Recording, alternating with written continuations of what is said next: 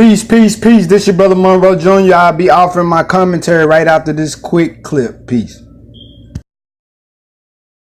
This is where the victim's body was found. I spoke to his mother earlier today, and she didn't want to go on camera, but she confirmed that the couple was married for 27 years. She also tells us that the family was completely shocked by the news.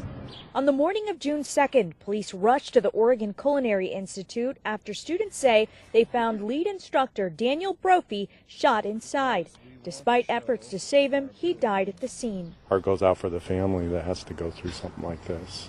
It's disappointing and a surprise, obviously. The day after his murder, Brophy's wife, Nancy Brophy, posted a statement on Facebook. It read in part, "I have sad news to relate. My husband and best friend, Chef Dan Brophy, was killed yesterday morning. I'm struggling to make sense of everything right now. While I appreciate your loving responses, I am overwhelmed." The next day, Fox 12 attended Brophy's vigil and heard from many of his students. He will be missed, and the school will literally never be the same. His wife was there too. In this video, you can see the now suspect in his murder to the left of the screen.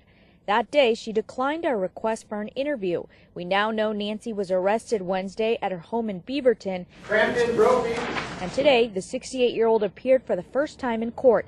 According to the DA's office, she's facing one charge of murder with a firearm constituting domestic violence. This news has shocked their community. The couple's neighbor tells us They were pretty quiet, never really saw them together very often. While Dan taught at OCI, Nancy worked from home. She's the author of several romance novels, including one titled The Wrong Husband. On her website, she relays stories about her marriage, calling her husband Mr. Right, and writing, "Can you imagine spending the rest of your life without a man like that?" Police have not yet revealed a motive in this case. Nancy's next court appearance will be on the 17th of September. Peace, peace, peace. This your brother Monroe Jr. So y'all just saw the video. The author of How to Murder Your Husband is arrested for killing her own husband. And I know when she came out with that book, that had to send some shockwaves through that man's mind. Why is my wife? Why in the world is my wife writing a book like this? You know, that would just do something to me if my wife wanted to be the author of a book like that. That would just creep me out, man.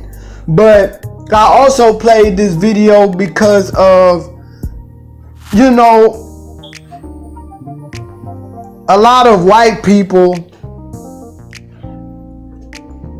talk about the black on black crime that's going on in America right now, but statistics show, and I don't want to make this a racial video, but on so many of my other videos, I'm noticing, you know, people talking about Chicago, the murder rate in Chicago. Okay, but did you know that people usually murder where they are?